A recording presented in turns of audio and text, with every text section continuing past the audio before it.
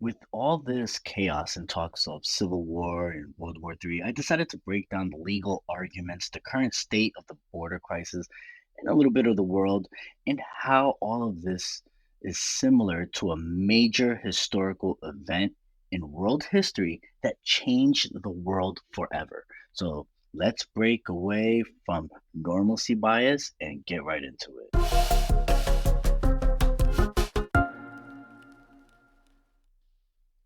Before we begin, please don't forget to like, share, and subscribe.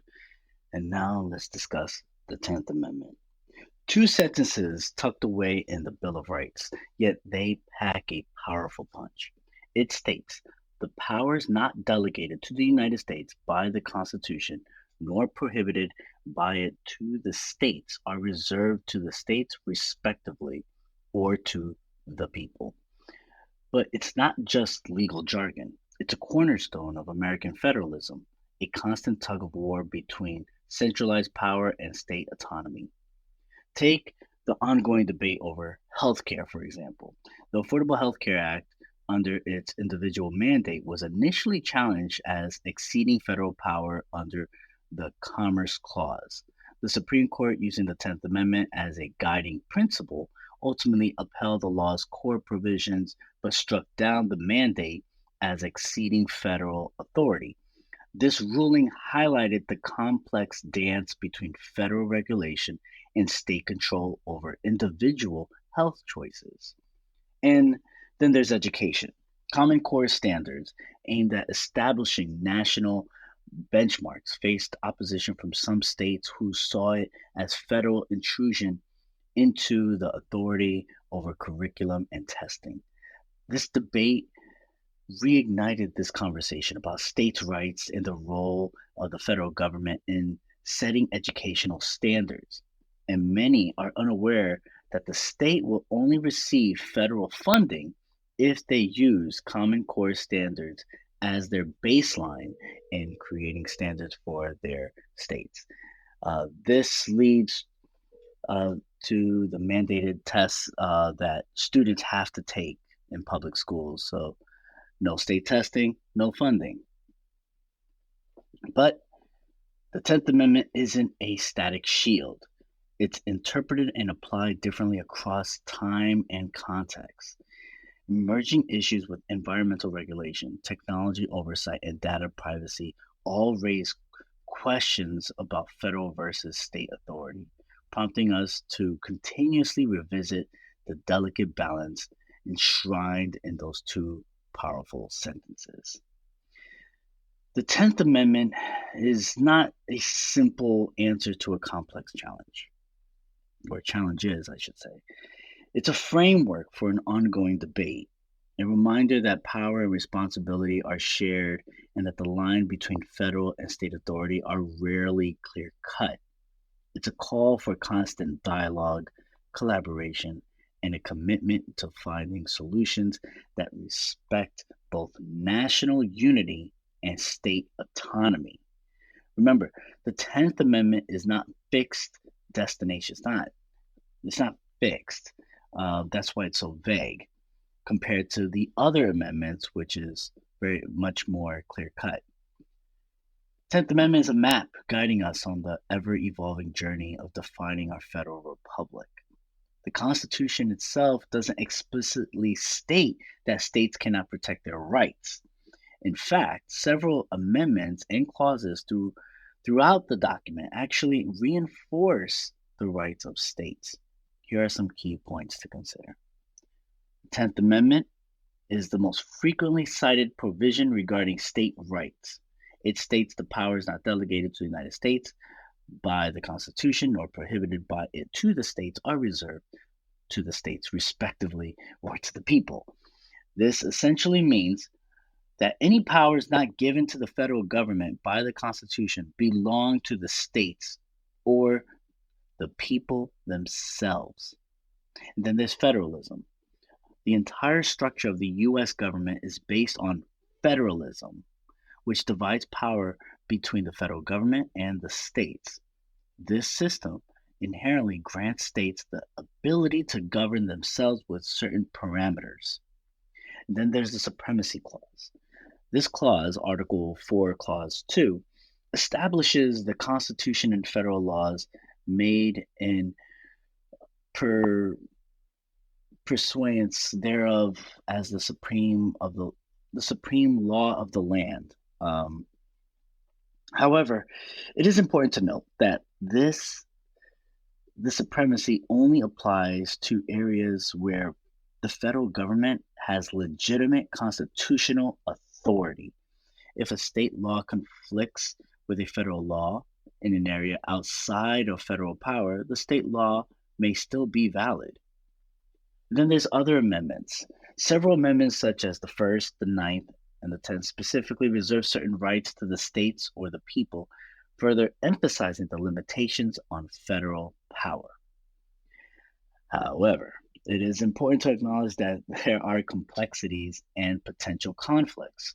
While states have rights, they cannot act in ways that violate the Constitution or infringe upon individual rights guaranteed by the Bill of Rights.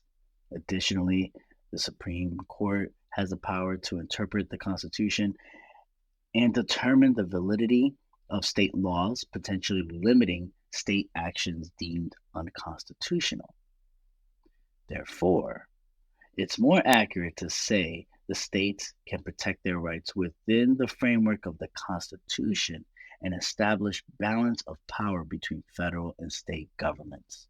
It's a dynamic system with ongoing interpretations and potential conflicts, making it crucial to examine each situation on a case-by-case basis to understand the specific rights and limitations involved. Now, describing the current situation between Texas and the federal government and the Mexico-Texas border requires a careful navigating of political complexity. So let's break down some key points and diverse perspectives. And I have to emphasize diverse perspectives. Tensions over the border security. So here's the Texas actions. Governor Greg Abbott has implemented various measures, including deploying the National Guard, installing razor wire fencing, and arresting migrants on state trespassing charges. He argues these actions are necessary to address what he sees as insufficient federal border security measures. The federal response, as far as the Biden administration is concerned, has challenged these actions in court, arguing they violate federal authority and impede immigration process. The Supreme Court recently ruled in favor of the federal government on removing some razor wire, highlighting legal complexities. Now, here's the legal battles and political stakes. The legal implications are that multiple lawsuits and injunctions are ongoing, raising questions about federalism, state authority, and immigration control. The legal arguments involve complex interpretations of the Constitution and federal laws. And then there's the political divide. The situation reflects a broader political divide over immigration policy, with differing views on security, federalism, and humanitarian considerations. Both sides utilize different narratives and framing to garner public support. So, in other words, as I like to say, you have the National Guard and law enforcement. And it's not just the Texas National Guard. Several other states are sending their National Guard to help support, as well as law enforcement. Meanwhile, the Biden administration is sending federal officers. So there's the situation. Now moving forward, here's the potential outcomes. Possible scenarios include continued legal battles, further state actions with legal boundaries, negotiated compromises, or potential federal legislation addressing border security concerns. And then there's the importance of nuance. Understanding the situation demands avoiding oversimplification and acknowledging the range of perspectives, legal complexities, and ongoing debates. Responsible dialogue and critical thinking are crucial right now because we have the emphasis on civil war. Now, the union that represents all the that represents the border officers, they already have sided with Texas. So that is a win for Texas.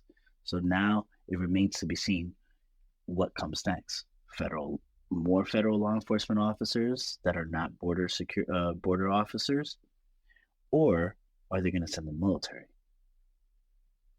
And that is a concern. It's basically chess. Now, my purpose is to provide factual information and avoid bias. While some may portray this as a defiance by Texas, other views it as a legitimate exercise of state authority within specific legal bounds. Remember, critically evaluating information from diverse sources and engaging in responsible discussions are key to forming informed opinions on complex issues like this.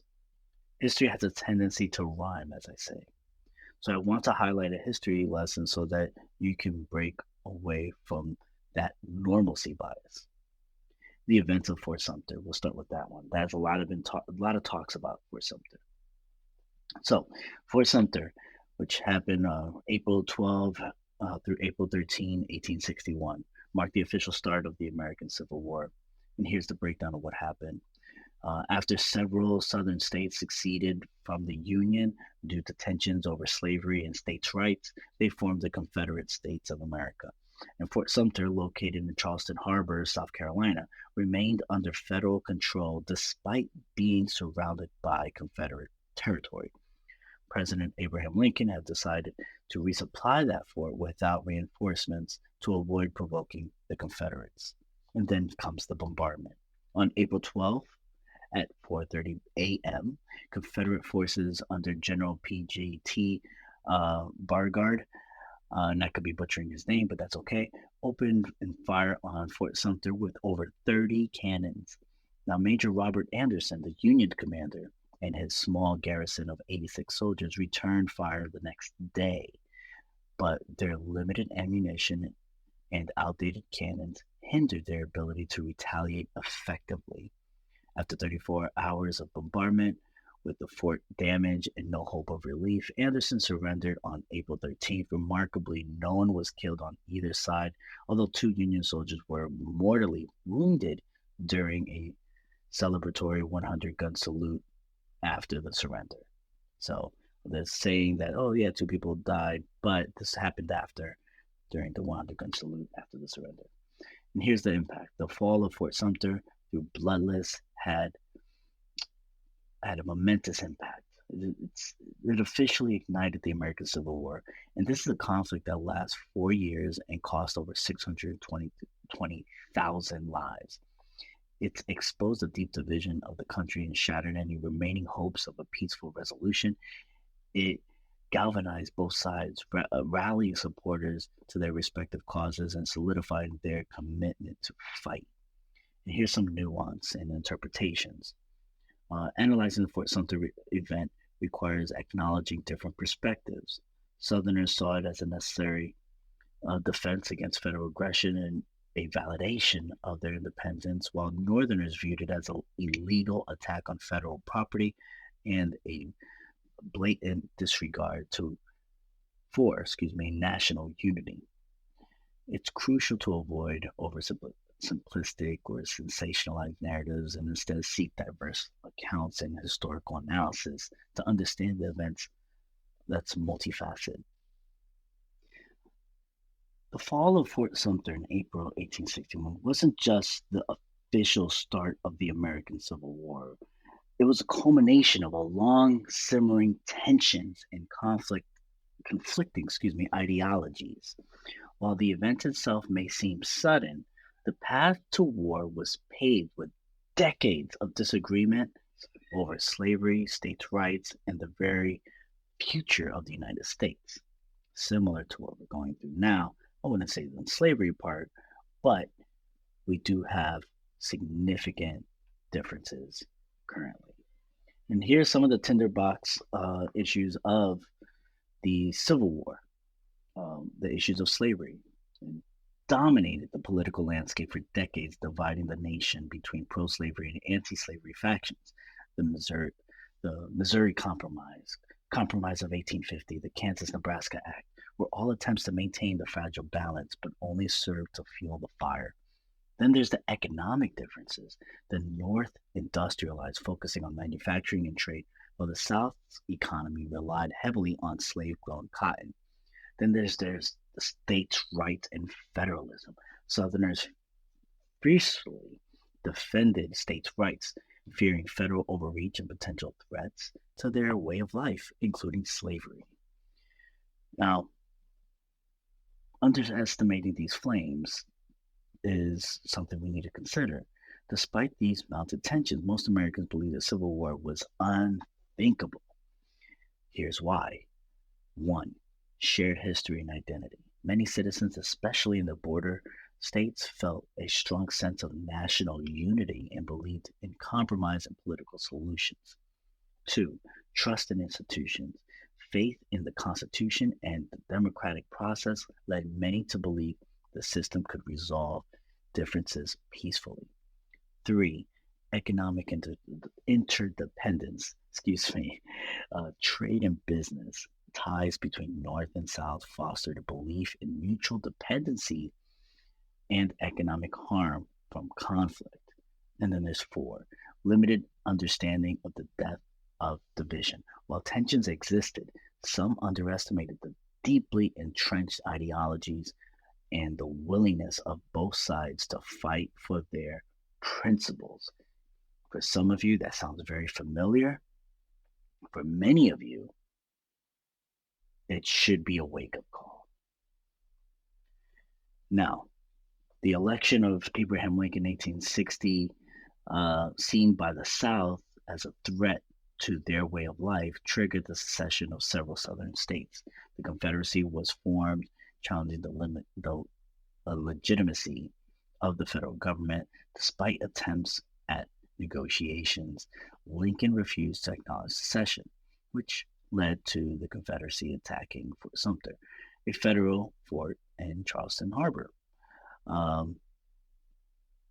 So that's something you need to consider as far as our political divide that we see currently, both culturally, morally, which if you have been following the podcast know that morals are norms that people see as ethical actions. This is something you need to really consider of our current situation. But the Civil War was a complex conflict with deep-rooted causes, similar to a lot of things that we're looking at today. Now, I'm not saying that the Civil War is inevitable, not by a long shot, but we need to take precautions and be careful and not adding fuel to the fire. This country, these United States, is going through a divide unlike we've ever seen. The political division has led to elected officials and political leaders demonizing their political rivals and their supporters. Families divided because they support a political person or group. Morality is in question based on norms that one side demands conformity over another. If this continues and now the situation at the border escalates, we will be seeing social media influencers live stream the start of a possible second civil war, not realizing what they're actually experiencing. And we must not forget that during the first battle, and during the Civil War, the actual Civil War, there were people picnicking because they believed it was not going to happen until it happened. And then, of course, the world is on fire with conflicts spreading throughout the Middle East. Let's not forget that Ukraine and Russia is still ongoing. There's talks of Venezuela and Ghana. And then, of course, there's China and Taiwan. We're squabbling with ourselves, just like the Russians during World War I. And I pray these tensions don't, die down. But with this, also being an election year, I know it's most likely not not the case. It's not going to happen. And for those of you that don't understand the Russian Revolution, it happened during World War One. The Russian Revolution um, had two distinct phases of a larger conflict, and this is all during World War One. The February Revolution, 1917, which this revolution fueled by widespread discontent with the Tsar's regime's poor handling of the war, economic hardship, and political repression. Does that sound familiar to you? And it led to the abdication of Tsar Nicholas II and established a provisional government. And then that same year, the October Revolution, led by the Bolsheviks under Vladimir Lenin. And the Second Revolution saw the overthrow of the provisional government and the establishment of the world's first communist state, the Soviet Union. And World War One impacted the revolution by exacerbating the existing problems. Many people believe that in World War II, we helped us get out of our Great Depression. That is partially true. There's other factors, of course, but it is not the case today. If World War III was to break out, the United States does not have the means, the manpower, nor the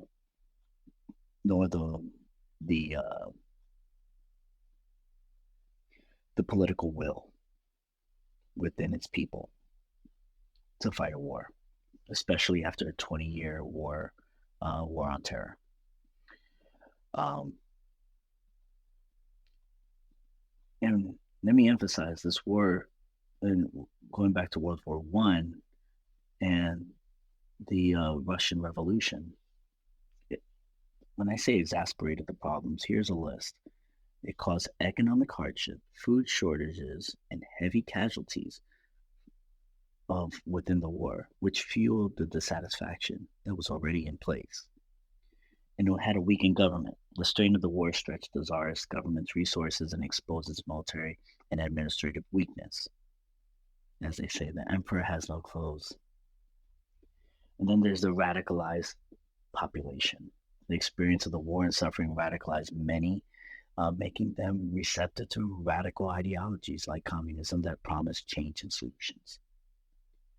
And then when there's weakness in power, there's always a power vacuum. And the February Revolution's overthrow of the Tsar created that power vacuum, allowing the Bolsheviks, who were well organized and promised peace, land, and bread, to seize power in October. So, while the Russian Revolution had a complex underlying causes, World War I acted as a major catalyst, accelerating existing problems, weakening the government, creating an environment that was ripe for revolution. So we may not see a civil war in the United States, but a revolution. So these are things that we need to understand and be able to comprehend. History has a tendency to rhyme, not repeat. So let's make sure it does not rhyme by learning from it. And I pray that all of you stay safe. And I know I'm ending this in kind of a very negative note, but I will be posting more on self-improvement, critical thinking lessons, and things of that nature. But I felt like this was very important to discuss. I am debating, depending on time I have with my family and, of course, work, about creating a side podcast where I'll just have discussions with other people regarding current events. So stay tuned for that. I'm also will be releasing my courses on Udemy, Skillshare, and what have you, hopefully in the spring. Also, I would like for you to look at the description I have a link for you all for the Tuttle Twins. It's a great series of books for both young people and teenagers alike. And I highly encourage you to pick it up. It'll teach you things of critical thinking as well as history and other social sciences. It's great for the kids, it's entertaining. They have a cartoon that's in Angel Studio, so I highly recommend it. It's fantastic stuff. Uh, I hope you like, share, subscribe, comment below. Tell me what you think. If you want to add more context to the history lessons, by all means. If you want to discuss about stuff in the 10th Amendment, please comment also on that. And give me all your thoughts on this situation that we're facing. Um, I love you all. I wish you all the very best, and I'll see you in the next one.